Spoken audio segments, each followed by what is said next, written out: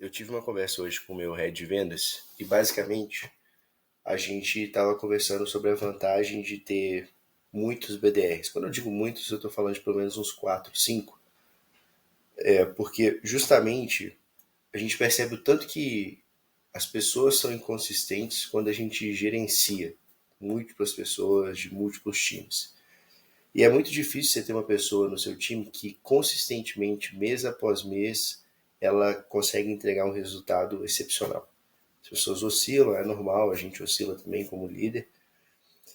E o resumo da história é que quando a gente tem pelo menos 4, 5 BDRs no time, sempre tem um, pelo menos um, que se destaca naquele mês e o cara ele dá um sprint, ou a mulher ele dá um sprint tão bom que compensa aqueles outros 2, 3 pelo menos, que estão entregando resultado, mas não estão entregando uma performance tão alta assim, né?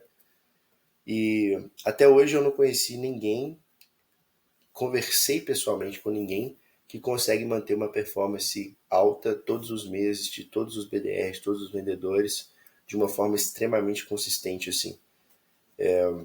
Mesmo pessoas que têm um time de vendas que teoricamente tem uma alta performance, apesar de que o nosso time, mesmo oscilando dessa forma, tem resultados a nível de outbound muito acima da média. Quando eu digo muito acima da média, é porque eu já paguei várias consultorias de várias pessoas que cuidam de vários outbounds, de várias operações diferentes, e o nosso tem um retorno muito bom, tem um custo para aquisição muito baixo, tem um ciclo de vendas muito baixo, e assim por diante, né? Mas o resumo da história é que ficou claro pra gente que quando a gente tem vários BDRs, 4 ou 5 pelo menos no time, o máximo que a gente chegou a ter foram 9 até hoje.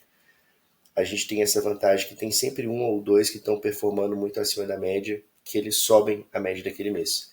E o que a gente foi reparando vendo o histórico é que essa pessoa, né, o melhor BDR, né, ou SDR que está performando ali naquele mês, normalmente no mês seguinte ele não é o melhor, tem alguém que consegue superar ele. E vai tendo uma troca. Né? É claro que tem alguns que são sempre mais acima da média, que sempre performam mais, mas não necessariamente ele está sempre tendo mês bom, mês excelente, um atrás do outro. Né? Enfim, então isso é uma coisa curiosa, porque apesar de que a gente, a gente pode ter menos BDRs e ter um custo menor, né, ali no mês, mas ao mesmo tempo também, quando a gente tem mais, apesar do nosso custo ser maior, a gente tem um retorno melhor sobre o investimento por conta disso, porque a gente consegue ter uma perenidade maior em relação ao nível de fechamento, número de fechamentos, ticket que a gente traz e assim por diante. Então, para a operação como um todo, compensa muito mais estar investindo mais forte nisso.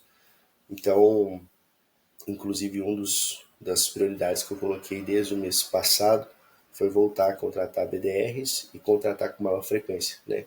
Foi algo que a gente fez no ano retrasado, no ano passado, a gente foi passando por alguns reajustes da empresa, mas o resumo da história é que agora a gente vai voltar a ser mais agressivo, já voltou na verdade a ser mais agressivo em relação à questão de contratação, até porque o nosso principal canal de aquisição hoje em uma das operações é por outbound. Então a gente depende dessas pessoas fazendo o trabalho delas, ou seja, dessas pessoas basicamente prospectando, marcando reunião o dia inteiro para a gente poder avançar para o fechamento. Enfim, é algo muito simples, mas eu acho que é mais uma prova de que o volume tem momentos que faz mais sentido, faz muito sentido, na verdade, colocar volume nas coisas.